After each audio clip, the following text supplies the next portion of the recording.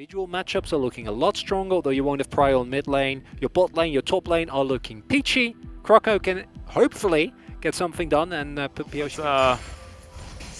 Not a whole lot of action in this early stage of the game as Kingen will land the wallop there onto Summit. There's the flash forward from Pyosik, lands the bowling ball as well, and watch out, Eep, you are dead. First blood over to DRX's jungle. Opportunity. Summit wants to shove out this wave really, really badly, but he's just leaving himself open to a gank, but the alternative is just as bad, and Pyosik's making his way up. Yeah, few autos cancelled there, unfortunately, for Summit, so it doesn't get quite enough damage as, okay, it's sleepy time for Summit.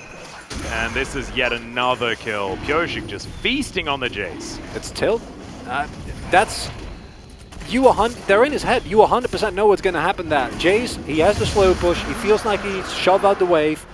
I think, though, it would make sense to me that the Lillia has less room for mistakes, because if you overstep a little bit, Udyr is just, it's so straightforward, right? You run in, you kill them. Or fade. Oh, this is actually very cute. The bait does come through. Pyosik, though, very strong. And SOLKA, they're not going to be able to commit to the kill. Flash available, most part. 4 members of DRX now in this area. Now Fate is going to wander up the river. Let's see what the Emperor's actually going to be able to do here as Kingen decides that he wants to get rid of him. Pyosik should be able to get the smite as Summit, not going to land it onto Shelly there. It does eventually mean that Pyosik grabs that Herald. The Jayce also going to fall down. Effort gets a pulverize, but it's just not quite enough as now Becca, he's the one that told Croco that he wasn't allowed in this battle, and goodbye Fate, you are dead as well. Meanwhile, the bottom lane is just a 1v1, and that's absolutely fine as Becca's getting hunted down by Croco, but Croco knows that DRX have, and I agree with you. It's going to be quite difficult. And playing as the Jayce right now, when you're like, this is where I should be really getting my aggression on, you feel like that extra. This time around, certainly looking a whole lot better as look at the bowling ball onto Summit. Unfortunately, hits a melee minion. Still trying to stack up this passive. He's just following along. The wallop going to be avoided, but it's Betty by his time for Summit, and he is going to go back to the death chamber. He's just... he's been playing a little bit disrespectful, but there's also only so much you can do when Pyosik has literally, outside of that one play in the mid lane, only visited your lane. Yeah. Like 5 times in a row. Well, now Summit's going to get his revenge. Goodbye, Pyosik. Oh my god. Just finds him in the river. And what? Look at how angry Summit is. Though, I'd be like, okay, you know, then it's or if it was singed, yeah, exactly. Or if this was an older iteration of the game where that worked out a little bit better, then perhaps that's a thing too. As that's a pulverize only onto Becca though, as the tower does go down. Zenith Blade, maybe not the one that Becca wanted, but Kingen's going to be here to help him out. Fate also going to die as Pyosik grabs that kill, and now he's booking it towards the bottom side. That is... Don't lose both people there. That's actually a trade you take, because you get first turret blood, and you force a teleport, so if you can then disengage, you're completely fine. Prince can't die here, though. Yep, Solar Flare going to be Captain Jack very nicely there, as the Blade Whirl also pretty good. Shield Bow will keep him alive for the moment as Bao, one more turret shot and he's dead. As Prince keeps himself alive for the moment. Gets that S-Rank to tidy up the minion wave, and Pyosik just gets to work on the turret. He'll be able to take that one down while the rest... Lane, you force a teleport, but it's a little bit...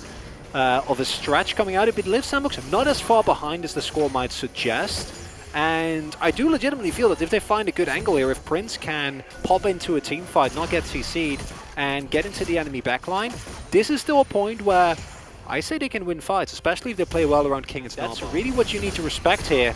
These fights, if you execute them well, can actually provide a really big boon for Liiv SANDBOX. They need to be mindful of the hard engage coming through from Becca and Kingen though. Yeah, Kingen looking for his opportunity. Nabar at a really good position. Fate's going to scooch over the wall, but Croco not going to be so lucky as Becca goes on an adventure that he didn't necessarily want to, but it worked out relatively well. Kingen doesn't quite find the Gnar as Croco is burning down and will be taken in the end. Decent scatter the weak for the stun onto Effort, but he will survive due to the unbreakable will. There is Pyosik locking down that crab. Liiv SANDBOX still looking for some more opportunities as that's a scatter onto 3 members. Everfrost there as well. SOLKA's so good at this. Syndra, and he'll be rewarded with a double kill. Now Prince trying to run, but it's so unfortunate. He'll get eeped and destroyed. Bao grabs that kill, and now DRX thinking about whether or not to then kind of try and force your way into a turret when you just used all your cooldowns is super, super greedy. If it's not a Hail Mary steal, I don't know how Liiv SANDBOX is going to deal with this. Not happening. Yeah, Croco ain't going to get in there. Doesn't have flash. No opportunity is now Pyosik finds another watch out heap. Solar Flare is just going to slow down the Udyr as now Summit, looking to donate himself as tribute by the looks of that, decides against it in the end, is now still wanting to stop DRX from getting free backs. But it's just good that he did take the chance. Oh yeah? But shouldn't have, like you say, even had it. As here in the mid lane, Baron is going to help them shove down this outer turret. 2 seconds on that mountain. I feel like that comp has missed its natural spike, right? You're looking for the 1-2 items on your Samira and on Summit, and then you go from there. Sure, you have an Azir, but just an Azir is not going to do it. Yeah, Pyosik is going to put people to sleep. Gets a flash already as there's the killer instinct to answer. Cal falls down, Summit also in trouble, and they'll grab themselves a red buff as well. Best of 5 power. Yeah, they scale exponentially, so when they get to 5 games, it's even more insane. Yeah, Kingen actually bouncing out here as he spends some time underneath the turret. SOLKA going to teleport in, give him some support. We had a look at that gold graph. It did stagnate a little bit, but you can see, based on the kills alone, it looks like this is an absolute shellacking as Bao looking for some extra damage. Becca not going to be as lucky, and Prince is going to be able to lock down that kill. Inner turret on the bottom side is going to fall, but now 4 versus 5. Nature anymore. Kingen. Yeah, actually just diving forward into 3 people. Summit to the skies.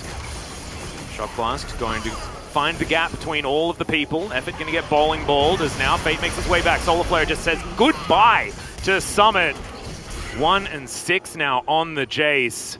And Pyosik, he's just going to solo out this Mountain Drake. And it's not something that Liiv SANDBOX have any right to contest, especially not without their Jayce that was pivotal in any sort of siege or face-off scenario, right? Shock Blasts were going to be necessary for that. As much pressure as they can as Jonas Strong, thankfully, down here. There's a siege, so of course he's going to get there as we've got a couple of sleeps. On 2 of the tanks, actually, is now Kingen looking for Croco. Becca comes on forward as well. Decent knock-up from Effort, but some very low health bars here, as DRX may have just bought themselves a Baron without even needing to get a kill. And here you see the problem. There's no damage. There's Mountain Soul available. Liiv SANDBOX are too far behind. None of their poke sticks. The only one doing consistent damage at this point is Fate, unless Prince finds the biggest all-in that you've ever seen. Yeah, well, we'll see whether he can actually go for it as Kingen stride breakering forward. Effort doesn't have the ulti available as there's Becca finding the Zenith Blade onto Summit, who immediately flashes out of there. Croco, Effort's still extraordinarily low. Prince at full health, Blade Whirls the bowling ball. DRX, they're not looking for any Atlus.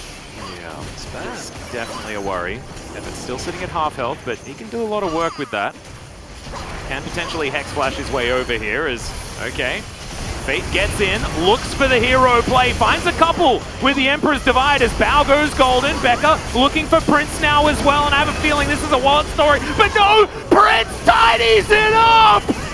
Oh my god, the hero saving Liiv SANDBOX in this moment!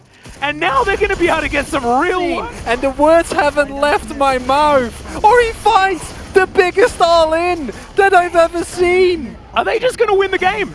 There's 20 seconds on Pyosik. There's 12 on Bao. Prince still alive. He can wipe these turrets out. Fate there as well. They'll take the first one. No! They're looking for the second. Becca's going to turn up. Prince will be stunned for a little bit, but now the Nexus is exposed. 2 seconds on SOLKA, 3 on Pyosik, but the Nexus is dead, and Liiv SANDBOX say goodnight to the spring split and go out with a bang.